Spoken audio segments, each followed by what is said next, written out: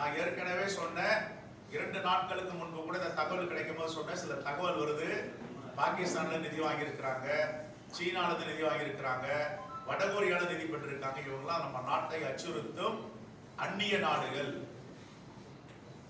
மிகப்பெரிய விரோத மனப்பான்மையில் இருக்கின்ற நாடுகள், வெளியுறவு கொள்கை தோற்றிருக்கிறது என்று நாம தொடர்ந்து சொல்லிட்டு வரோம். சொன்னது இப்போ வெளிப்படையாக கலைஞர் செய்தி இன்னைக்கு ஒரு ஆவணத்தை வெளியிட்டு இருக்காங்க. இதை நான் சொல்லல, கலைஞர் செய்தி சொல்றதுதான் உங்ககிட்ட சொல்றேன்.